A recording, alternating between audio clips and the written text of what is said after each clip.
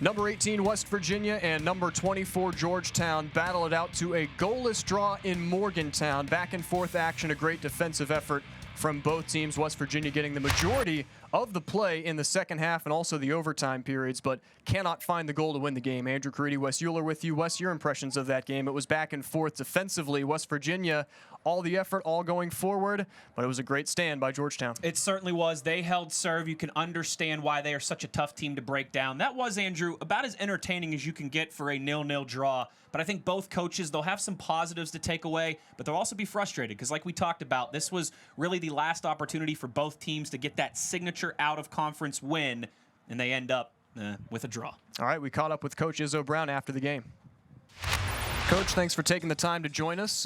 Your immediate impressions of this game, you went the entire way. What do you make of it? Yeah, it was obviously two good defensive battling teams. Unfortunately, I thought in the second half, they rarely got over the half, and we just couldn't finish. And their keeper came up with a great save, and it was just unfortunate, but proud of the way we battled and went into overtime. Felt like your team really flipped the script there at halftime, Coach. What was the message in between the first and second frame?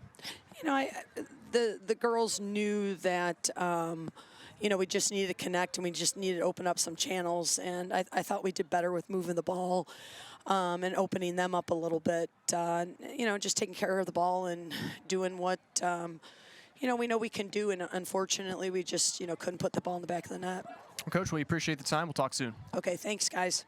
Thank you. And West Virginia actually had the entire week off, and they certainly expended all the energy that they could have had. They absolutely did. They were pedal to the metal.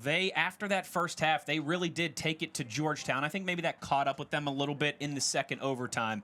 But you got to feel for WVU. The story is still, we're creating out there. We've just got to have that focus. We've got to be able to find finishes in our final third. All right, let's get you to the highlights in this one.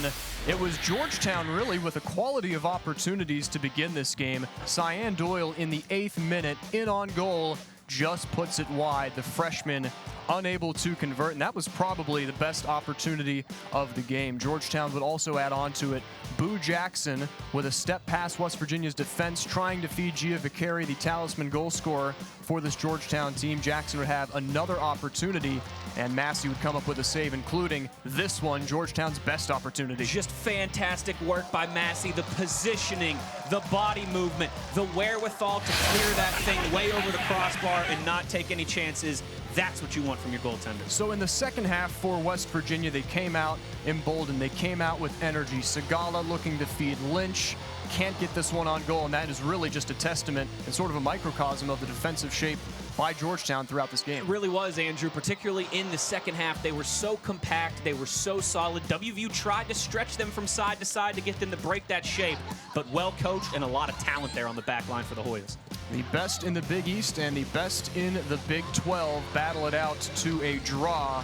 Keza Massey and Allie Auger called upon oh so often in this game. And here are the final stats for you as we see West Virginia with the advantage in shots, shots on goal, corner kicks, less fouls, less offside.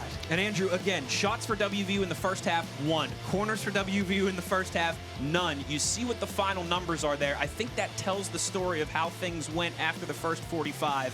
But I don't think they'll take much comfort in that. They want goals. They got none against Virginia, Penn State, and Georgetown now. That'll definitely be a point of emphasis for Coach Izzo Brown moving forward. All right, that'll be it for us. West Virginia and Georgetown battle it out to a 0-0 draw. Mountaineers back in action this Sunday when they take on St. Francis. For Wes Euler, I'm Andrew Carini saying we'll see you next time.